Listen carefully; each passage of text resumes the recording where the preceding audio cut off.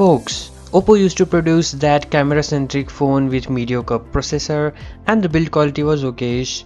But this phone, Oppo K1, although the build is of molded plastic, it looks stunning.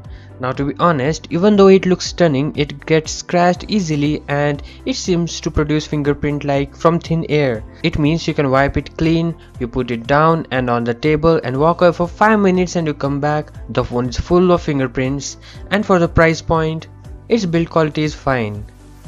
Now we are all used to the smartphone with the fingerprint reader, but with Oppo K1 you get an in-skin fingerprint scanner, and I'm okay with that. When it works, it's awesome and is also fast, and like a lot of fingerprint reader, it doesn't work when your fingers are tiny bit moist from oil or sweat. When it comes to face detection, it's more faster and I haven't encountered any problem with that.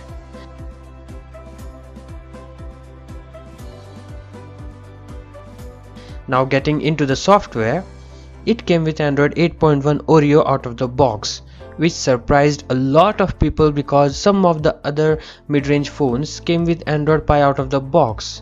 Personally, it didn't bother me at all. It should have came with Android 9 out of the box, but that shouldn't be a deal breaker for anyone.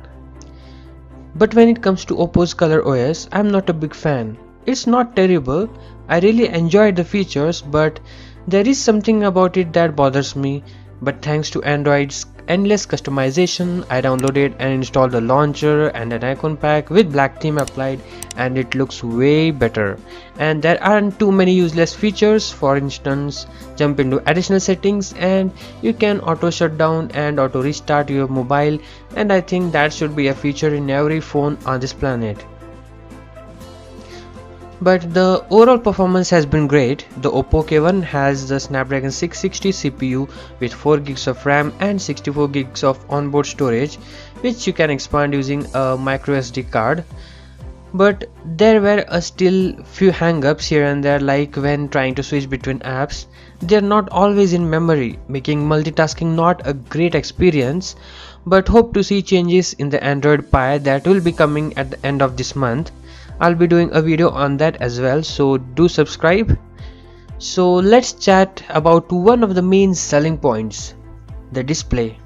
It's pretty sick. Okay, we are looking at a 1080p Full HD plus 6.4-inch AMOLED display, and yes, the color pops. The black are very black, and yes, it's big and gorgeous.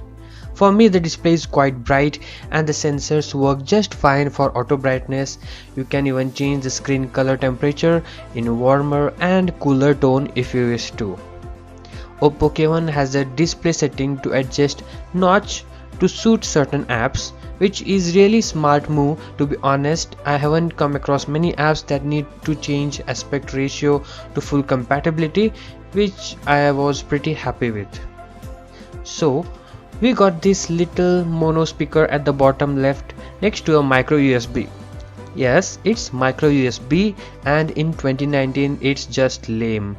Step up the game, Oppo. Anyways, the sound is clear and loud, and the positioning does cover it with your palm, and that happens with many phones these days, so there is nothing to complain about. If you really need a good audio, you can listen using the earphone provided, and the output is great.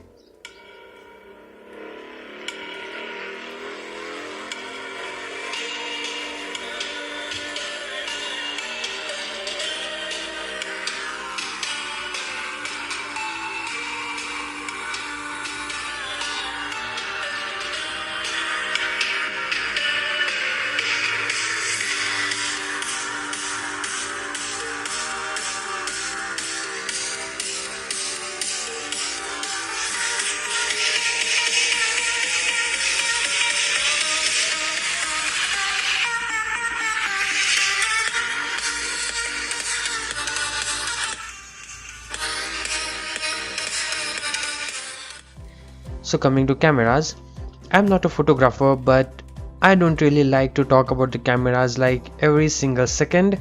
I feel like every single reviewer just talks about the cameras. It's all they do. 75% of the video they talk about the camera, completely a waste of time, I think.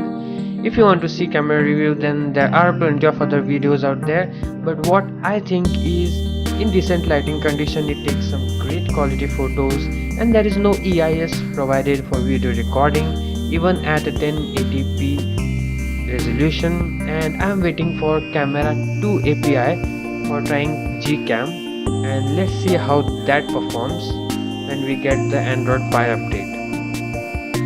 So Oppo provided us with a 10-watt charger, which is not a fast charger, and the results are okay, and it does get warm while charging, and it takes considerable time to charge it to full. Like it took approximately 3 hours to complete. Okay.